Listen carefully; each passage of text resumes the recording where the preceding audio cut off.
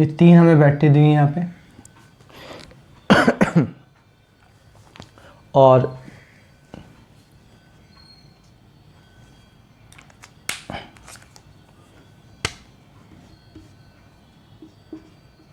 Ten 1 ओम।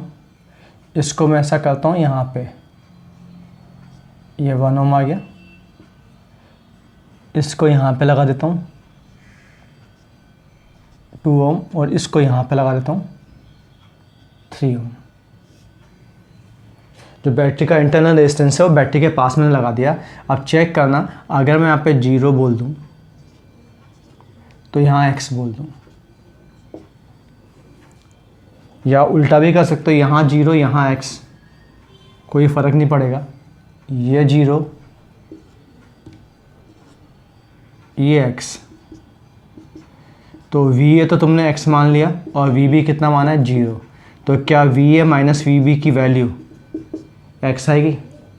अब यहाँ पे x निकालना बहुत आसान है। क्या ये एक जंक्शन है बेटा? अगर जंक्शन है तो माना इसमें करंट I1, इसमें करंट I2, इसमें करंट I3। मैं पॉजिटिव से नेगेटिव जाना, 10 कम होगा तो x में से 10 कम कर दूँ तो ये तो x माइनस 10 हो गया। यहाँ पे कितना है 5, तो मैं इधर से इधर जाऊँगा तो 5 कम होगा, तो यहाँ पे कितना जाएगा x माइनस 5। ऐसे ही यहाँ पे ये 20 है तो कितना हो गया x माइनस 20। तो यहाँ पे समेशन ऑफ करंट 0 होता है। तो बेटा ये पहले भी बात कर चुके हैं, I1 plus I2 plus I3 बराबर 0 होना चाहिए।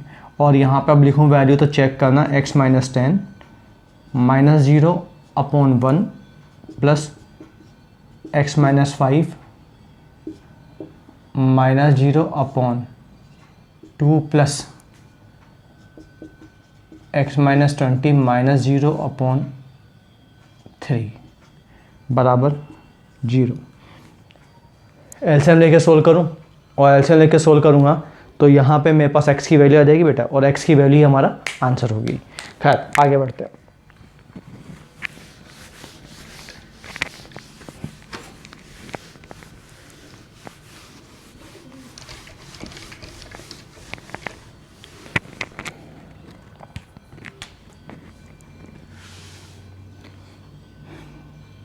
जैसे सपोज मुझे दिया हुआ है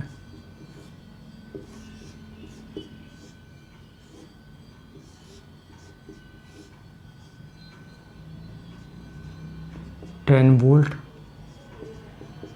20 वोल्ट 2 ओम 15 वोल्ट 1 ओम, ये कॉम्बिनेशन दिया हुआ है। अब यहाँ पे हमसे पूछा है ई इक्विवेलेंट कितना होगा, तो फॉर्मूला यूज़ करूँगा मैं, E equivalent is equal to E1 upon R1 plus E2 upon R2 plus E3 upon R3 divided by 1 upon R1 plus 1 upon R2 plus 1 upon R3। अब बेटा चेक करना, यहाँ पे जो बैटरी दी हुई है इस बैटरी का हमें इंटरनल रेजिस्टेंस नहीं दिया हुआ, और अगर किसी बैटरी का इंटरनल रेजिस्टेंस नहीं दिया जाता, अगर किसी बैटरी का इंटरनल रेजिस्टेंस नहीं दिया जाता तो एक तरह से बैटरी आइडियल होती है। तो अगर मैं इस बैटरी को आइडियल मानूँ, आइडियल का मतलब इसका इंटरनल रेजिस्टेंस कितना लिखूँगा 0। अब यहाँ पे अगर इस फॉर्मूले में मैं 0 पुट करता हूँ तो समथिंग अपॉन 0 ये डिफाइन नहीं होता। तो क्या करते हैं बेटा, इसको सोल्व करने के लिए चेक करना, एलसीएम लेके सोल्व करता हूँ। तो इसको एलसीएम लूँगा तो यहाँ पे आएगा E1 R2 R3 E2 R1 R3 E3 R1 R2 divided by R2 R3 R1 R3 R1 R2। ये जो इक्वेशन लिखी हुई थी, ये जो फॉर्मूला लिखा था, इसमें मैंने एलसीएम लिया और एलसीएम लेने का सोल्व कर लिया। तो चेक करना है यहाँ पे R1 की वैल्यू, ये है हमारा R1, ये है हमारा R2 और ये है हमारा R3। तो चेक करना है यहाँ पे R1 की वैल्यू 0 है, तो जहाँ जहाँ R1 आ रहा होगा क्वांटिटी 0 हो जाएगी। ये 0 हो गया, ये 0 हो गया, ये 0 हो गया, ये 0 हो गया। कि जहाँ जहाँ R1 से मल्टीप्लाई हो रहा 0 हो रहा है, तो यहाँ पे ई इक्विवेलेंट जो हमारे पास आया वो आया ये R2 R3 से R2 R3, ये तो 0 हो चुका बेटा, तो कितना आ गया E1 यानी 10। तो इसका मतलब यहाँ पे जो इक्वलेंट ईएमएफ आया वो उस बैटरी के इक्वल आएगा जो आइडियल है। यहाँ पे जो इक्वलेंट ईएमएफ आएगा वो उस बैटरी के इक्वल आएगा जो आइडियल है। सिंपल क्वेश्चन होते हैं यहाँ पे, कोई खास बात ऐसी है नहीं। यहाँ पे सिंपल फॉर्मूला यूज़ करना है और आंसर कैलकुलेट करना है। चलो एक अच्छा क्वेश्चन करते हैं। बैटरी के ऊपर ही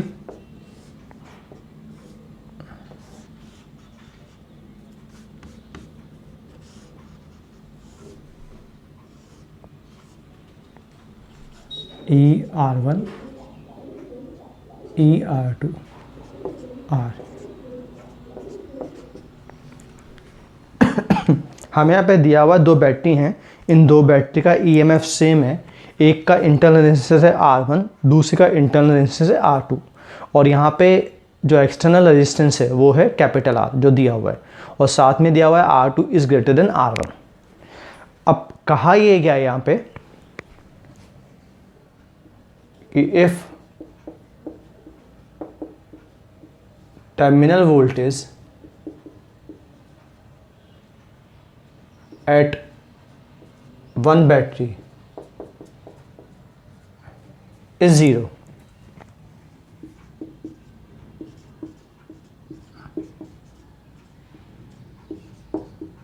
then find out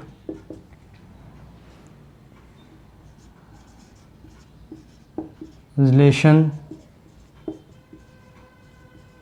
between R1 R2 and capital R। ये हमें दिया हुआ है कि अगर यहाँ पे किसी एक बैटरी पर टर्मिनल वोल्टेज 0 है तो यहाँ पे R1 R2 और कैपिटल R में रिलेशन निकालना है। तो सबसे पहले चेक करना है दोनों बैटरियाँ।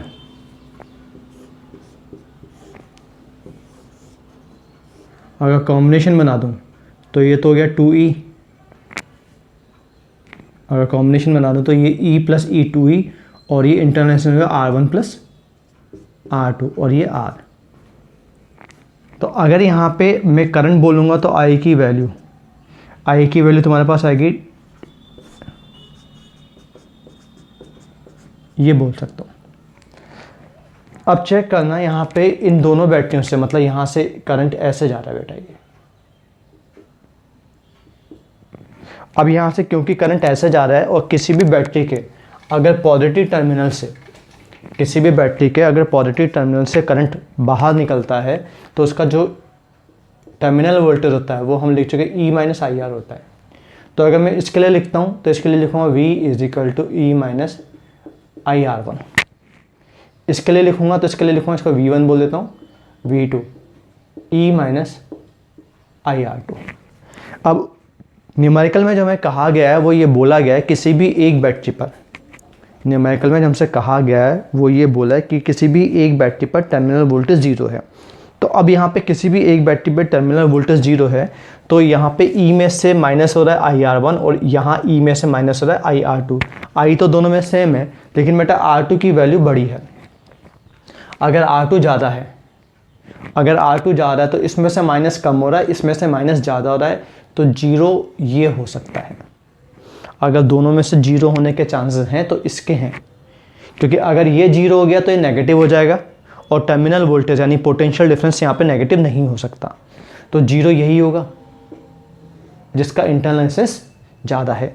अगर ये 0 हो गया तो इसका मतलब होगा ये E is equal to I R2 होना चाहिए। यहाँ से I की वैल्यू जो तुमने लिखी थी वो वैल्यू पुट करता हूँ, ये हो गया E is equal to I की value 2E upon R plus R1 plus R2 into R2। तो चेक करना, ये E से E गया cross multiply, R plus R1 plus R2 बराबर 2R2, तो R is equal to R2 minus R1, और यही आंसर है।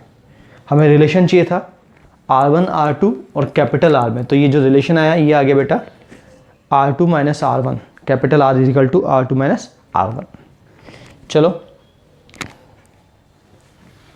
एक क्वेश्चन और करते हैं।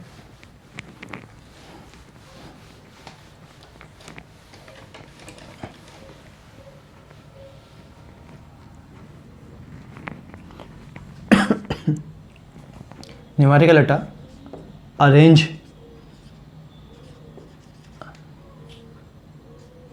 Hundred batteries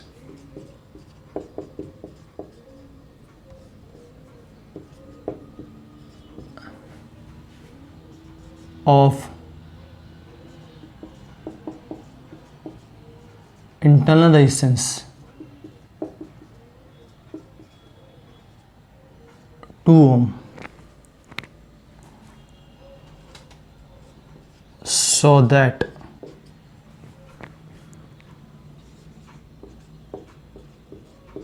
current in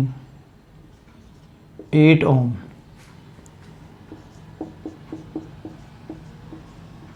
external resistance is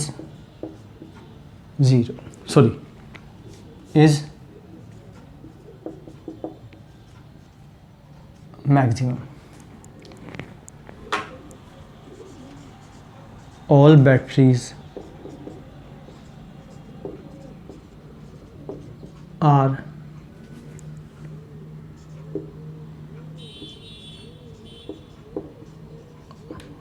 identical. तो यहाँ जो न्यूमेरिकल ऐसा बैठा कि यहाँ पे हमें कुल 100 बैटरीज दी हुई हैं और इन 100 बैटरी को हमें इस तरह से अरेंज करना है ताकि जो 8 ओम का रेजिस्टेंस है, एक्सटर्नल रेजिस्टेंस, उसमें करंट मैक्सिमम हो और जो इंटरनल रेजिस्टेंस दिया हुआ है वो दिया हुआ है 2 ओम। तो चेक करना है यहाँ पे हमें कुछ मिक्स कॉम्बिनेशन।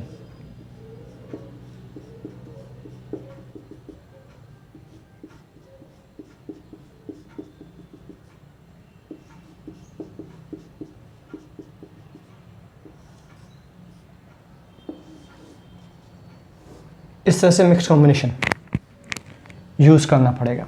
तो जैसे ये क्लास में बता चुका हूँ, मान लो ये ई, ये आर, ई आर, एक रो में n बैटरियाँ हैं, ऐसे टोटल कितनी रो हैं m, और ये एक्सटर्नल है r। तो इसमें बेटा मैंने तुम्हें सीधा लिखवाया था कि अगर हम चाहते हैं 4 maximum current NR upon M is equal to R। तो चेक करना यहाँ पे, इसको अगर आगे बढ़ो तो NR की वैल्यू 2 अपॉन R की value 2 upon M is equal to 8, तो N बराबर 4 है। ये इंटरनल रेजिस्टेंस होता है और ये रेजिस्टेंस ये है 8। अब चेक करना है यहाँ पे टोटल नंबर ऑफ बैटरी यानी N इंटू एम, ये 100 है। यहाँ से मेरे को पता है N is equal to 4m, आगे वैल्यू यहाँ पुट करूँ तो 4m square is equal to 100, m square is equal to 25 और m इज इक्वल टू 5। अगर m इज इक्वल टू 5 आ गया तो n इज इक्वल टू 20 आ गया बेटा। तो इसका मतलब यहाँ पे किस तरह से अरेंज होगा, यहाँ पे इस तरह से अरेंज होगा कि एक जो रो है उसमें टोटल कितनी बैटरी होंगी 20, और ऐसे कितनी रो होंगी टोटल 5। तो ये जो 8 ओम वाला रेजिस्टेंस है इसमें हमें करंट मैक्सिमम मिलेगा। तो सिंपल सा आसान सा, जैसे बोल रहा हूँ ये सिंपल चीज़ ही है, आसान चीज़ ही है, जनरल इक्वेशन कम ही आते हैं और हमारे पास जो दूसरे मेथड है हम उनसे भी बात कर सकते हैं। तो यहाँ पे कभी कभार हमें मिक्स कॉम्बिनेशन की ज़रूरत पड़ती है तो वो हम सीख लेते हैं। तो अब आगे बढ़ते हैं। एक तरह से हम यहाँ पे सर्किट से रिलेटेड जितनी भी बातें थी वो हम सीख चुके हैं।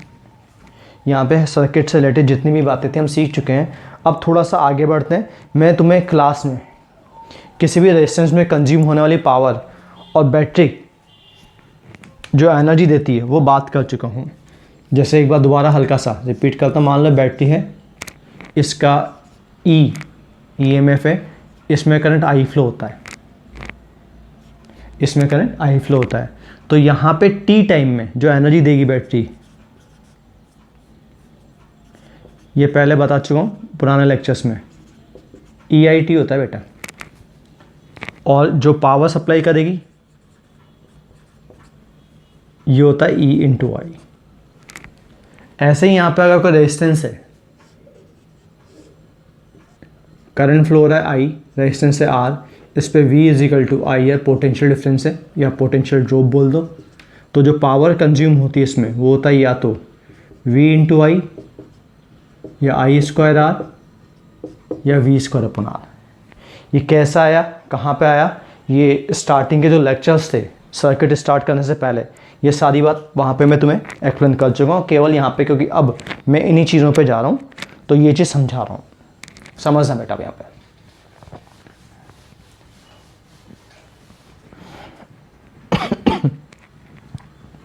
जैसे कोई भी इलेक्ट्रिकल अप्लायंस हो, कोई भी इलेक्ट्रिकल अप्लायंस हो, मान लो एक बल्ब है,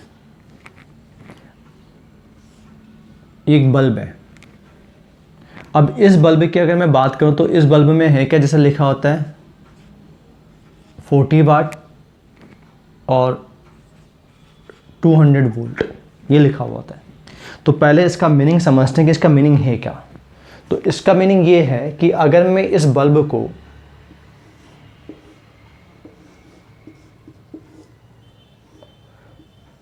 वोल्ट के सोर्स से, अगर इस बल्ब को इस 200 वोल्ट के सोर्स से अगर मैं जोड़ दूं तो इससे जो पावर मिलेगी वो होगी 40 वाट। इससे जो पावर मिलेगी वो होगी 40 वाट। अब डेफिनेटली ये बल्ब है तो इसका कुछ ना कुछ रेजिस्टेंस होगा। तो वास्तव में क्या होता है, देखा जाए तो है तो अप्लायंस, लेकिन सर्किट ही बेटा ये 200 वोल्ट है और यहाँ पे जो हमें पावर, अगर मैं 200 वोल्ट लगाता हूँ तो जो पावर मिलेगी वो दिया हुआ है 40 वाट। यानी इसको मैं चाहूँ तो लिख सकता हूँ V square upon R is equal to V into I. जैसा भी समझाया था पावर का formula V square upon R, V into I और आई स्क्वायर आर, ये लिख सकता हूँ मैं। तो किसी भी अप्लायंस में देखना, जैसे जब भी तुम मार्केट में कोई बल्ब लेने जाते हो तो मार्केट में बल्ब लेने गए तो उसमें ये बोलते हो 40 वाट का बल्ब दे देना या 100 वाट का बल्ब दे देना, ये चीज़ बोलते हैं। तो जो तुम बोलो ना 40 वाट का बल्ब दे देना या 100 वाट का बल्ब दे देना, बेटा ये इस पर लिखा हुआ होता है, ये मार्क किया हुआ होता है। जैसे मार्क किया हुआ ये, तो इसको बोल रहा हूँ मैं रेटेड। रेटेड का मतलब जो लिखा हुआ होगा। लिखा हुआ क्या है कि लिखा हुआ ये है कि अगर मैं इस पे 220 वोल्ट अप्लाई करूँगा तो इससे जो मुझे पावर मिलेगी वो इतनी है। लिखा हुआ इस पे ये है कि इस पे अगर मैं 220 वोल्ट अप्लाई करता हूँ, 200 वोल्ट अप्लाई करता हूँ तो जो पावर मिलेगी 40 वाट है। पर ये कोई ज़रूरी नहीं है कि मैं इतना ही अप्लाई करूँ, हो सकता है मैं इससे कम या ज़्यादा अप्लाई कर सकता हूँ, बट ये रेटेड है। तो यहाँ पे अगर इस छोटे से सर्किट में देखोगे तो यहाँ पे 4 चीज़ आ रही है बेटा। 4 चीज़ें क्या आ रही है, एक तो है वोल्टेज, एक है इसका रेजिस्टेंस, एक है यहाँ पे बहने वाला करंट, एक है पावर। अगर यहाँ पे इस अप्लायंस से रिलेटेड बात करें तो 4 चीज़ आ रही है। First one volt, second one current, resistance and power. तो यहाँ पे जो रेटेड होता है ना बेटा, उस रेटेड से, यहाँ पे जो रेटेड होता है उस रेटेड से हमें 2 चीज़ें तो पता पड़ जाती हैं।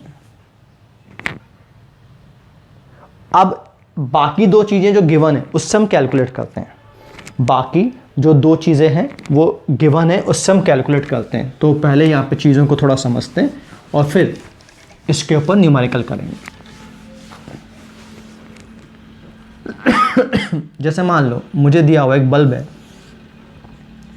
रेटेड है 50 वाट और 200 वोल्ट।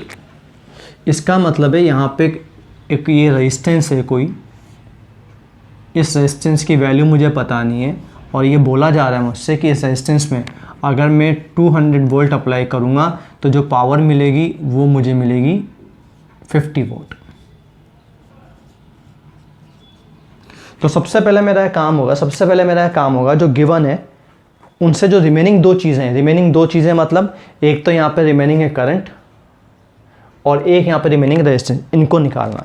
तो चेक करना, मैं अगर लगाता हूँ P is equal to V into I, तो P यहाँ पे 50 दिया हुआ है, V 200 दिया हुआ है, I तो I की वैल्यू 1/4 आ रही है। ऐसे ही अगर मैं यहाँ पे निकालता हूँ P is equal to V square upon R, तो R is equal to V square upon P। तो चेक करना, ये आ गया मेरे पास 200 इंटू 200 डिवाइडेड बाई 50, ये गया 4 टाइम, तो रेजिस्टेंस R 800 है। तो सबसे पहले काम की चीज़ यहाँ पे देखना, सबसे पहले काम की चीज़ इस पे आते हैं, या एक बार सारे फॉर्मूले लिखता हूँ, V square upon R, V into I, I square R. अब एक बार बताओ, जैसे कोई बल्ब है, कोई अप्लायंस है, अगर कोई बल्ब बन गया तो उसमें क्या चीज़ें फिक्स हो गई? अगर कोई बल्ब बन गया तो उसमें जो चीज़ें फिक्स हो गई वो फिक्स हो गया रेजिस्टेंस। क्या चीज़ें वेरिएबल हैं? ये ज़रूरी नहीं है कि मैं वोल्टेज यही लगाऊं। अगर मैं यहाँ पे अप्लाइड वोल्टेज बदलूंगा तो करंट भी बदलेगा और पावर भी बदलेगी। और रेटेड हमें देता है मैक्सिमम, रेटेड हमें देता है मैक्सिमम। इसका मतलब है अगर यहाँ पे ये लिखा हुआ है तो मैं इससे ज़्यादा वोल्टेज 200 से ज़्यादा वोल्ट नहीं लगा सकता। अगर मैंने 200 से ज़्यादा वोल्ट लगा दिया तो ये फ्यूज़ हो जाएगा। कई बार जैसे तुमने सुना होगा, हम बोलते हैं पावर ज़्यादा आ गई, वोल्टेज ज़्यादा आ गया तो फ्यूज़ हो गया। तो ये है मैक्सिमम। तो अगर यहाँ पे ये मैक्सिमम है तो ये जो करंट तुम्हें मिला, ये करंट भी क्या है? Maximum current. तो जो गिवन है उससे हमें पता पड़ गया हमें इससे मैक्सिमम पावर कितनी मिल सकती है। रेटेड से क्या पता पड़ रहा है? रेटेड से पता पड़ रहा है मैक्सिमम पावर इससे जो मिल सकती है वो 50 वॉट है। इससे कम पॉसिबल है। रेटेड से हमें पता पड़ गया जो वी मैक्सिमम आप अप्लाई कर सकते हैं वो 200 वोल्ट है। इससे कम पॉसिबल है, ज़्यादा पॉसिबल नहीं, ज़्यादा लगा देंगे तो फ्यूज़ हो जाएगा। ऐसे ही रेटेड से हमें पता पड़ गया जो करंट मैक्सिमम फ्लो हो सकता है वो 1/4 है। इससे कम हो सकता है, इससे ज़्यादा फ्लो हो गया तो फ्यूज़ हो जाएगा। और यहाँ पे आर ये है 800, ये फिक्स है क्योंकि मैं वोल्टेज बढ़ा भी दूँ या घटा भी दूँ, करंट बढ़ा भी दूँ या घटा भी दूँ, वोल्टेज बढ़ा भी दूँ या घटा भी दूँ, करंट बढ़ा भी दूँ या घटा भी दूँ, उससे यहाँ पे रेजिस्टेंस में कोई फ़र्क नहीं पड़ता। तो जो गिवन होता है, जो गिवन होता है उन गिवन में हमें ये दो चीज़ें गिवन होती हैं और ये रिमेनिंग दो चीज़ हमें निकालनी पड़ती है। ये रिमेनिंग हमें दो चीज़ें निकालनी पड़ती। तो जैसे यहाँ पे मैंने बोला ये है, अब मुझे यहाँ से ये पता पड़ गया कि यहाँ पे ये मैक्सिमम ये हो सकता है। अब जैसे मैंने बोला सपोज करो तो मैं कहा गया है ये बल्ब है 50 वॉट 200 वोल्ट, लेकिन मैंने इस पे अप्लाई 100 वोल्ट किया हुआ है। अब कितनी पावर मिलेगी?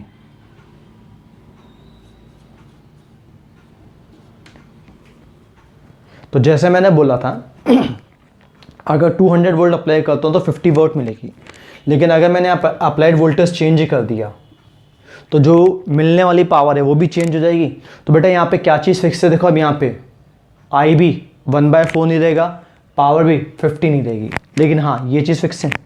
तो जो पावर मिलेगी, बेटा सिंपल बात कर रहा हूँ ताकि समझ में आए, पावर मिलेगी ये मैं लिखूँगा वी स्क्वायर अपॉन आर, ये अप्लाइड है।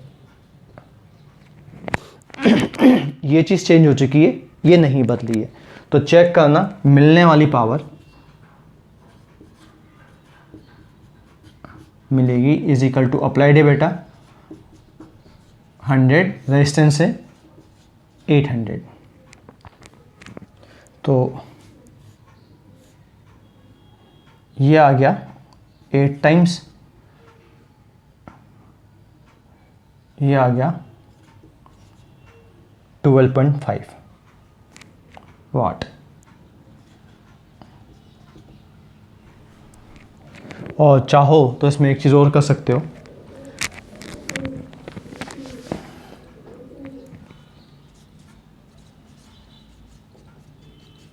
P मिलेगी is equal to V applied का square upon R, R fix है बेटा। अब चेक करो आर कैसे निकाला था हमने, वी रेटेड का square upon P rated, rated मतलब जो लिखा हुआ है। तो अगर ये वैल्यू यहाँ पुट कर दूँ तो जो P मिलेगी ये हो जाएगा V applied upon V rated का whole square into P rated. तो भी सीधा कर सकता हूँ, जैसे P मिलेगी is equal to V applied है 100, वी रेटेड है 200 का whole square into P rated 50, तो भी सेम आंसर आएगा बेटा।